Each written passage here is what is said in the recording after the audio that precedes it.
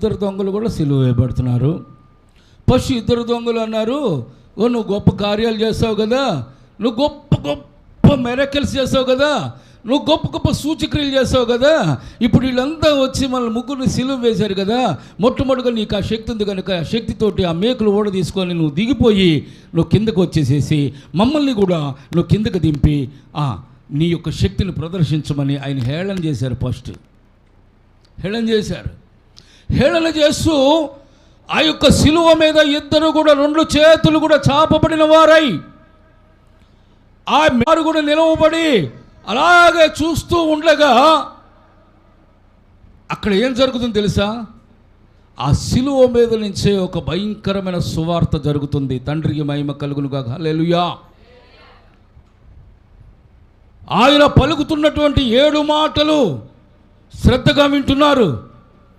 తండ్రి వీరేం చేస్తున్నారు, వీరెరుగురు కనుక వీరిని క్షమించండి అన్న మాట వింటున్నారు. ఒకడు అనుకుంటున్నాడు ఇంకా కూడా ఈయన గొప్పవాడు కనుక ఈయన దిగి మమ్మల్ని కూడా సిలువ మేల్చి దించుతాడేమో అని చెప్పేసి అదే ధ్యాసలో ఉన్నాడు. ఈ ప్రార్థన పక్కనున్న ఇంకొక దొంగకు తగిలింది. వెంటనే ఆ దొంగ లోపలికి ఆ మాట చొచ్చుకెళ్ళిపోయింది. తండ్రి వీరేం చేస్తున్నారు, వీరు ఎరుగురు కనుక వీరిని క్షమించండి. ఇంత గొప్ప శక్తివంతుడు, ఇంత బలశాలి, ఇంత గొప్ప మిరకల్స్ చేయగలిగిన వాడు, ఇశ్రాయేల్ దేశమంతా పేరు పొందినవాడు ఆయన నడుస్తుంటే తండోపతండాలుగా ఎంతోమంది సైన్యం ఆయన్ని వెంబడించారు, ఎంతోమంది జనులు గుంపులు గుంపులుగా ఆయన వెంబడించారు, జన సమూహాలు వెంబడించినవి కదా. ఇంత గొప్పవాడు ఇలాంటి సమయంలో చేస్తున్న ప్రార్థన తగ్గించుకొని ప్రార్థన చేస్తున్నాడు. ఏంటి, ఎలా ప్రార్థన చేస్తున్నాడు? గట్టిగా చెప్పాలి అందరూ కూడా. ఎలా చేస్తున్నాడు? తగ్గించుకొని ప్రార్థన చేస్తున్నాడు. ఏంటి, ఇంత తగ్గింపు ప్రార్థనలో ఏదో శక్తి ఉంది, ఏదో మహిమ కార్యం ఉంది, ఏదో గొప్పతనం ఉంది. ఆ మాటలు అతను లోపలికి వెళ్ళిపోయి అతను కూడా ఒక నిర్ణయం తీసుకున్నాడంట. ఏం నిర్ణయం తెలుసా? నేను కూడా తగ్గించుకొని ప్రార్థన చేయాలి. తండ్రికి మహిమ కలుగును గాక. హల్లెలూయా, హల్లెలూయా. నేను కూడా తగ్గించుకొని ప్రార్థన చేయాలి ఇప్పుడు అని చెప్పి ఆయన ప్రార్థన చేయటం మొదలుపెట్టాడు. ఆ దొంగ ఇంకొక దొంగ అయితే ఆయన హెచ్చింపు విడిచిపెట్టలేదు, ఆయన గర్వం విడిచిపెట్టలేదు, అహంకారం విడిచిపెట్టలేదు. ఆయనకున్నటువంటి స్వభావాల్లో ఏది కూడా ఆయన ఒప్పుకునే పరిస్థితుల్లో లేడు. ఆయన ఏమనుకుంటున్నాడంటే ఈయన గొప్పవాడు కదా, ఈయన తప్పించుకొని నన్ను కూడా తప్పించేస్తే మళ్ళీ నేను వెళ్ళిపోయి మళ్ళీ అదే లైఫ్ నేను చేసేద్దాం అనుకుంటున్నాడు. కానీ రెండో దొంగ ఏమని ప్రార్థన చేస్తున్నాడు తెలుసా? అని చెప్తున్నాడు, యేషువా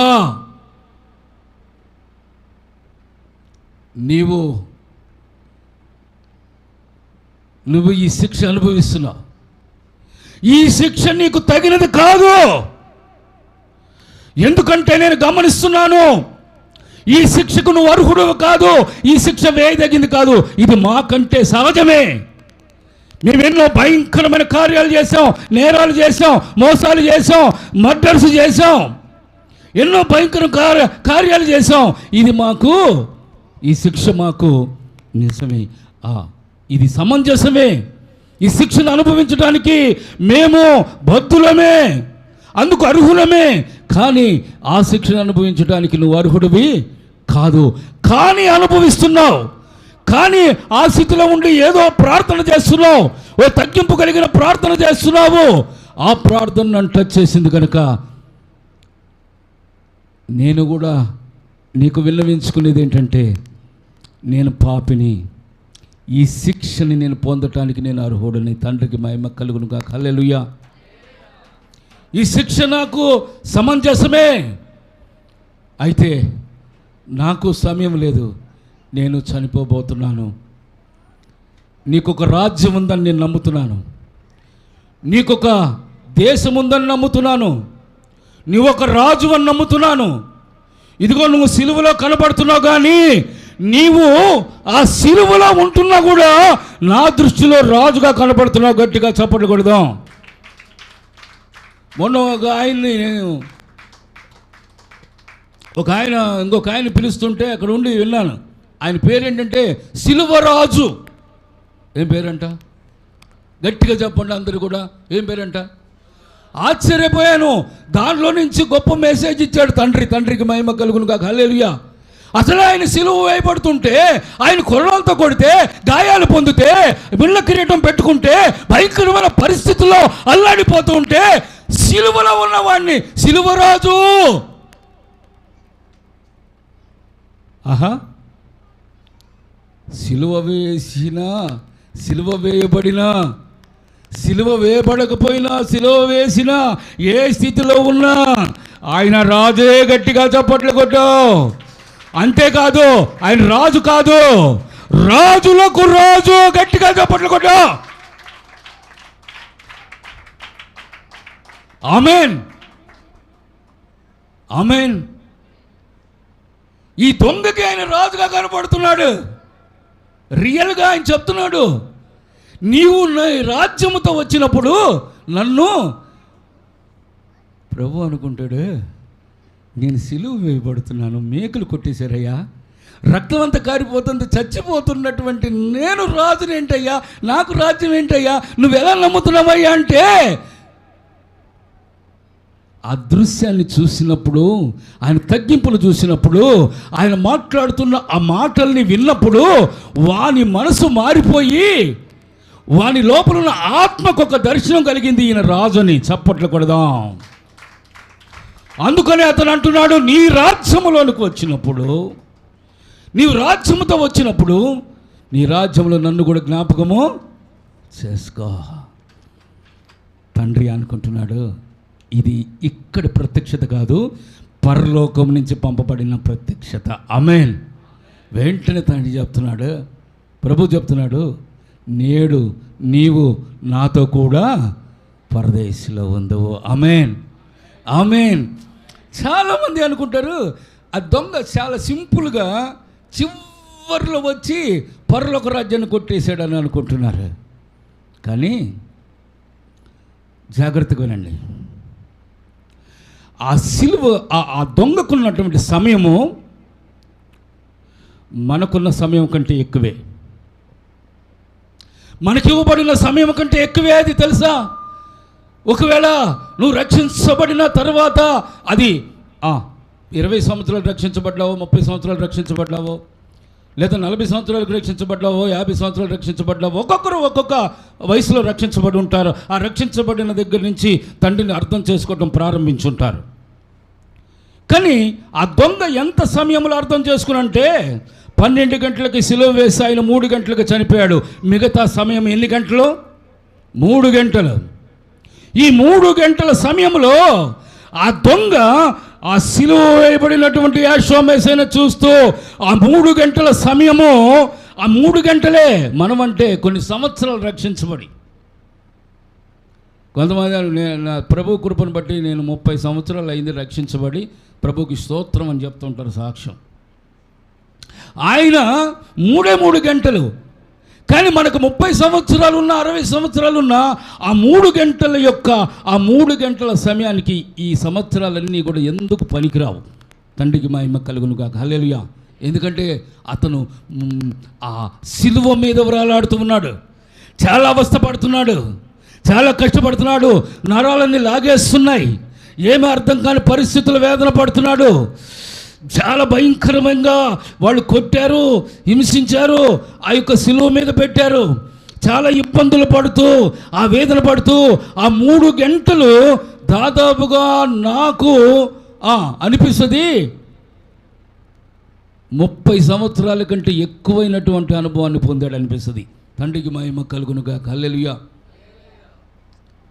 అందరూ కూడా సునాయాసంగా ఏదో కుటుంబంలో ఉన్నటువంటి బాధలను బట్టి, కష్టాలను బట్టి, రోగాలను బట్టి రక్షించబడిపోతారు. కానీ అతడు సిలువ పైన శ్రమలు పొందుతూ రక్షించబడినటువంటి వాడు.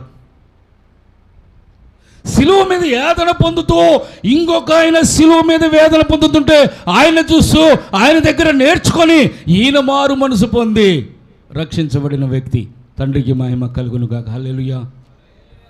చాలామంది అనుకుంటారు, ఇన్ని సంవత్సరాలు మనం ఆత్మీయ జీవితం చేసి మనం రక్షణ పొంది బాప్తిజం తీసుకొని మారు మనసు పొంది ఇవన్నీ కూడా చేసుకుంటూ ఆయన రాకడ కొరకు మనం ఎదురు చూస్తూ ఆ రాకడలో కూడా మనం ఎత్తపడతామో లేదో మనకి ఎప్పుడైనా సరే సంఘంలో పరలోకం ఎంతమంది పరలోకం వెళ్తారు? చేతులు ఎత్తండి అంటే. నిజంగా నేను పరలోకం వెళ్ళిపోతానన్న వాళ్ళు చేయొద్దండి. నిజంగానే వాటికి ఒకళ్ళని ఎత్తారా? అసలు పరలోకం వెళతామన్న ఒక నమ్మకం ఉందన్న వాళ్ళు చేయొద్దండి. ఇప్పుడు అవి చూసే ఇప్పుడు ఇల్లు వేసినాయో. కానీ ఆ దొంగ విషయంలో ఏం జరిగింది తెలుసా? ఆ దొంగ విషయంలో ఏం జరిగింది తెలుసా? ప్రభు చెప్పాడు, నేడు నీవు నాతో కూడా పరదేశం. గట్టిగా చప్పట్లు కొట్టండి. అసలు ఫుల్ పర్మిషన్ అన్నమాట. ఇక వెళ్తానో లేదో నమ్మకం కూడా, వెళ్తానో లేదో అనుమానం కూడా ఉందా? చెప్పండి, ఉందా? ఇటువంటి ఛాన్స్ వస్తే ఇంత విన్న తర్వాత నాకు కూడా ఏమనిపిస్తుంది, ప్రభువా అలాంటి ఛాన్స్ ఒక్కసారి నాకు కూడా వస్తే ఆ కాసేపు అసలు అనిపించేసి అక్కడ ఉంటాను కదా ప్రభు, ఈ బాధ అంతా పడటం కంటే ఇలాగెంత ఎవరికన్నా అనిపిస్తుందా? అలాగా అనిపిస్తుందా? అది చూసారా? ఆ కొద్ది గంటల్లో ఎంత బాధ అన్న పడిపోయి ప్రభువా పరలోకం వెళ్ళిపోతాం ప్రభువా, ఒక్కసారి నీవు నేడు నాతో కూడా పరదేశంలో ముందు అని ఒక్క మాట చెప్తే ప్రభువా ఇక రిజర్వేషనే ప్రభువా. రిజర్వేషన్ ఏంటి? ఇంక ఉన్నట్టే ప్రభువా. తండ్రికి మహిమ కలుగునుగా. హల్లెలూయా, హల్లెలూయా. చాలామంది అనుకుంటారు ఈజీగా కొట్టేశాడు కదా అనుకుంటారు, కానీ వేదనతో దాన్ని గెలుచుకున్నాడు, కష్టపడుతూ గెలుచుకున్నాడు, కష్టాన్ని కూడా ఇష్టంగా మార్చుకొని గెలుచుకున్నాడు, కష్టంలో కూడా దీనమైన ప్రార్థన చేస్తూ సంపాదించుకున్నాడు అతను. అసలు ఒక మాట వర్ణించాలంటే ఎన్నో క్వాలిఫికేషన్లు ఉన్నాయి ఆ దొంగకి. ఆ పక్కన దొంగకు లేవు. ఆ పక్కనోడు ఎంతసేపు ఎదుటోళ్ళ మీద పడి ఆడవటమే. బాగుందా ఆ మాట? బాగున్నట్టుంది కదా. కొంతమంది బతుకంతా ఎదటోళ్ళ మీద పడి బుద్ధి మారదు, జీవితం మారదు, మాటలు మారో, ఆలోచనలు మారో. ఎక్కడున్నాడు ఆ దొంగ? అక్కడే ఉన్నాడు. ఇంకొక దొంగ మార్పు చేసుకున్నాడు. ఒక్క మాట చెప్పాడు, ఈ శిక్ష మాకు సమంజసమే, ఎందుకంటే మేము చేసిన పాపానికి దోషానికి ఇలాగా మేము సిలువ వేయబడి చచ్చిపోయినా కూడా ఇది మాకు న్యాయమే, కానీ ఇది నీకు న్యాయం కాదు. దేవుడు ఏ దోషము చేయని వాడివి నీవు, ఏ పాపము చేయని వాడివి నీవు. ఈ శిక్ష నీకు అన్యాయమైనదే, నేను అంగీకరిస్తున్నాను, నేను ఒప్పుకుంటున్నాను, నీకు ఆ సిలువ తగదు. కానీ ఈ శిక్షను అనుభవిస్తున్నావంటే, ఈ సిలువను అనుభవిస్తున్నావంటే దీనిలో ఏదో పరమార్థం ఉంది. ఆ పరమార్థంలో నేను కూడా నువ్వు వెళుతున్న రాజ్యంలో నేను పొందునుగాక. ఎంత గ్రహించాడంటే, ఎంత జ్ఞానోదయం పొందాడంటే, ఎంతగా పరలోక మర్మం తెలుసుకున్నాడంటే, ఎంతగా ఆధ్యాత్మికమైనటువంటి ఆ 3 గంటల అనుభవాన్ని చివరిగా ఆ పూర్ణ హృదయంతో ఒప్పుకొనటం వలన ఆయన ఏ స్థితిలోకి వెళ్ళిపోయాడండి? ప్రభువు ఉన్న స్థలములోనికి వెళ్ళే స్థితిలోనికి వెళ్ళిపోయాడు. తండ్రికి మహిమ కలుగునుగాక. హల్లెలూయా. మన అంశం ఏంటంటే, తగ్గింపుతో కూడుకున్న ప్రార్థన ఉన్నతమైన కార్యాలను చేయగలిగిన ప్రార్థనగా మారిపోతుంది. ఆమేన్. ప్రార్థన అంటే ఏదో ప్రార్థనని చేయటం కాదు. ప్రార్థనలో కొన్ని నిర్ణయాలు తీసుకోవాలా. నీనేవో పట్టణస్తులు వస్త్రాలు తీసేశారు, నీనేవో పట్టణస్తులు గోనె పట్ట కట్టుకున్నారు, నీనేవో పట్టణస్తులు ఆ యొక్క పశువులకి కూడా ఏమాత్రం దానా కూడా వేయలేదు, నీనేవో పట్టణస్తులు ఆ పశువులకి వారు పెంపుడు జంతువులకి నీళ్లు కూడా పెట్టలేదు. కొన్ని కఠినమైన నిర్ణయాలు తీసుకొని ఆ ప్రార్థన చేస్తున్నారు. 4వ తారీఖు 5వ తారీఖు ఏం ప్రార్థన? మన ప్రార్థన గట్టిగా చెప్పాలి, నాకు చెవుడని చెప్పాను కదా. ఇంత విన్న ప్రార్థన. ఈ ఉపవాస ప్రార్థనలో ఒక నిర్ణయం మీరు తీసుకోవడం న్యాయమా అన్యాయమా అమ్మా? మరి నేనైతే ఒక అడుగు ముందేసి గురువారం నుంచే మీరు ఉపవసించి రాగలరా అని అడిగాను కదా. అడిగానా లేదా? అడిగినప్పుడు ఎంతమంది హృదయంలో నొచ్చుకున్నారో నాకు శబ్దాలు వినబడి కూడా. తండ్రికి మహిమ కలుగును గాక. నేను అబద్ధం చెప్పానా? వాము శుక్రవారం ఉపవాస ప్రార్థన అంటున్నాడు, గురువారం నుంచే భోజనం మానేయమంటున్నాడు. సత్యం రా దేవుడు అనుకున్న హృదయాలు ఎన్ని ఉన్నాయో ఇక్కడ. ప్రార్థన అంటే ఒక కఠినమైన నిర్ణయం ఉండాలి కదా, ఉండాలా వద్దా? ఎందుకు ఉపవాస ప్రార్థన అంటే సంఘపరంగా ఏదో పెట్టారు, నేను వచ్చి పాల్గొని ఉపవాస ప్రార్థన చేసి వెళ్ళిపోదాం అనటానికి కాదు. ఉపవాస ప్రార్థన అంటే ఏదో ఒకటి నువ్వు సాధించడానికి, ఉపవాస ప్రార్థన అంటే దేవుణ్ణి గెలిపించడానికి, ఉపవాస ప్రార్థన అంటే దేవుని శక్తిని అనుభవించడానికి, ఉపవాస ప్రార్థన అంటే దేవుని ఉన్నతమైనటువంటి స్థితిని నీవు ఒప్పుకొని ఆ స్థితికి లోబడి ఆయనను ఎత్తిపట్టి గణపరుస్తూ నువ్వు నిన్ను తగ్గించుకొని చేస్తున్న ప్రార్థన ఉపవాస ప్రార్థన. తండ్రికి మహిమ కలుగునుగా. హల్లెలూయా. దొంగ మంచిగా బిర్యానీ తిని సిలువ మీదకి ఎక్కాడా? చెప్పాలండి, ఎక్కాడా? వాళ్ళు అసలే నేరస్తులు, వాళ్ళకి భోజనం కూడా సరిగ్గా పెట్టుంటారా అమ్మా? ఇప్పుడు నేను ఒక మాట అడుగుతాను, ఆ సిలువ మీద ఆ దొంగ చివరిగా మధ్యాహ్నం పూట చేసే ప్రార్థనలో తిని ప్రార్థన చేసి ఉంటాడంటారా, లేకపోతే ఉపవాసంతో ప్రార్థన చేసి ఉంటాడంటారా? చెప్పాలి గట్టిగా అమ్మా. కానీ అది రహస్యంగా, అది ఆ లోపల ఇన్క్లూడ్ అయిపోయినటువంటి మ్యాటర్గా ఉంది. కానీ మనము దాన్ని కనుక జాగ్రత్తగా వెతికితే అతడు కూడా ఉపవాసం చేసిన ప్రార్థనే. చాలా వేదనతో, ఆకలితో అలముటిస్తున్నాడు. ఆకలి కంటే ఈయన పడుతున్న బాధలు, వేదనలు చాలా ఎక్కువగా ఉన్నాయి. అంత భయంకరమైన పరిస్థితుల్లో కూడా ప్రార్థన చేస్తున్నాడు. ప్రార్థన కూడా ఎలాంటి ప్రార్థన చేస్తున్నాడు ఏనండి, ఈ 2 మాటలు చెప్పి ముగిస్తాను. ప్రార్థన కూడా ఎలాంటి ప్రార్థన చేస్తున్నాడంటే క్లారిటీగా ప్రార్థన చేస్తున్నాడు. ఎలా ప్రార్థన చేస్తున్నాడు? నాకు వినబడేలాగా చెప్పండి. ప్రార్థనలో కూడా ప్రార్థన ఎలాగ ఉండాలంటే క్లారిటీగా ఉండాలంట. ఎలాంటి ప్రార్థన చేస్తున్నాడు? చాలా క్లారిటీగా ప్రార్థన చేస్తున్నాడు. ఏమంటున్నాడంటే తన్ను తాను నిందించుకొని, తన్ను తాను తగ్గించుకొని, తనకు ఈ శిక్ష న్యాయమేనని చెప్పేసి క్లారిటీగా ఒప్పుకోవటం అనేది ప్రార్థన చేసి, రెండవదిగా ఏం చేస్తున్నాడంటే క్లారిటీగా నీకొక రాజ్యం ఉందని క్లారిటీగా మాట్లాడుతున్నాడు. నువ్వు మళ్ళీ వస్తావని చెప్పేసి, నీ రాజ్యంతో కూడా వస్తావని క్లారిటీగా మాట్లాడుతున్నాడు. ఈ రాజ్యంలో వచ్చినప్పుడు నన్ను కూడా చేర్చుకోమని క్లారిటీగా మాట్లాడుతున్నాడు. ఆ క్లారిటీ కలిగిన మాటలే ఆయన వింటాడు. ఆమెన్ చెప్పండి. చెప్పాలా? ఆమెన్ చెప్పాలా? ప్రార్థన గురించి చాలా వాక్యాలు ఉన్నాయి. పొద్దుగూకులు ప్రార్థన చేసినా కూడా వినడు. సంత వీధుల్లో బోర ఊదినట్టుగా ప్రార్థన చేసినా వినడు. ఉపవాసం చేసి జమ్ములాగా తల వంచుకొని నువ్వు కుమిలి ఏడ్చి ప్రార్థన చేసినా వినడు.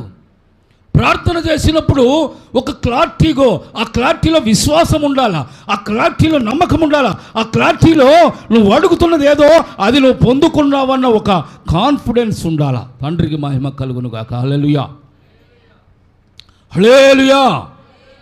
అంత బలమైనటువంటి ఒక ప్రార్థన ఆయన నిర్ణయించుకున్నాడు. ఈయనకు ఒక రాజ్యం ఉంది, ఈయన రాజ్యంతో వచ్చినప్పుడు నేను ఆయనతో కూడా ఉండాలని ఆశతోటి ఆ క్లారిటీగా ప్రార్థన చేశాడు. ఆయన ప్రార్థన చేస్తున్నప్పుడు ఆయన అడుగుతుంటున్నాడు, నీ రాజ్యంతో నువ్వు వచ్చినప్పుడు నేను నీ రాజ్యంతో కూడా నువ్వు నన్ను కూడా చేర్చుకోమని అడిగాడు. వెంటనే జవాబు ఏమిచ్చంటే, నీవు నేడు నాతో కూడా పరదైసులో ఉందో. హల్లెలూయా, హల్లెలూయా. ఎంత టైంలో వచ్చేసిందండి జవాబు? ఎంత టైంలో వచ్చేసిందండి? కొన ఊపిరితో ఉన్న వానికి జీవాన్ని పోసినట్టు అయింది. తండ్రికి మహిమ కలుగునుగా. హల్లెలూయా. మరణ వేదనతో ఉన్నవానికి జీవవృక్ష ఫలాన్ని పెట్టినట్టుగా అయిపోయింది. హల్లెలూయా. మన అంశం ఏంటి చెప్పాలా? మన అంశం ఏంటి? ప్రార్థనలు ఏముండాలా? నువ్వు పెద్దగా అరిసి ప్రార్థన చేసినందువలన అందరూ వింటారు ఆ ప్రార్థన తప్ప నీ లోపల మార్పు రానంత వరకు నీ ప్రార్థన అందరూ వింటారేమో కానీ దేవుడు వినడు. తండ్రికి మహిమ కలుగునుగా. హల్లెలూయా. నేను ఒక మాట అడుగుతాను, గట్టిగా సమాధానం చెప్తారా? నీరసంగా చెప్పండి. ఇప్పుడే ఉపవాసం ఉండేసేసి మాట్లాడుతున్న వాళ్ళగా చెప్పమాకండి. ఒక్క మాట అడుగుతాను, ఒక్క మాట అడుగుతాను. నీ ప్రార్థన చుట్టుపక్కల ఉన్న వాళ్ళందరూ వింటే బాగుంటుందా, లేకపోతే ఆ పైన ఉన్నటువంటి ఆ సర్వాధికారి అయిన దేవుడు వింటే బాగుంటుందా? క్లారిటీగా ఒక మాట నాకు వినపడేలాగా చెప్పండి. మరి దేవుడు ఏం చెప్తున్నాడు? దేవుడు ఆ ప్రార్థన విని నీకు జవాబు ఇవ్వాలంటే నీవు ఏ రకమైన నిర్ణయాలు తీసుకొని ప్రార్థన చేయాలంట చెప్పాలండి అందరు కూడా. అమ్మా, ఇలా వెతుక్కుంటూ పోతే అలాంటి ప్రార్థనలకే పరిశుద్ధ గ్రంథంలో హైయెస్ట్ మార్కులు వచ్చినాయి. హల్లెలూయా. కార్యాలు జరిగినాయి. హల్లెలూయా. అందుకనే చివరి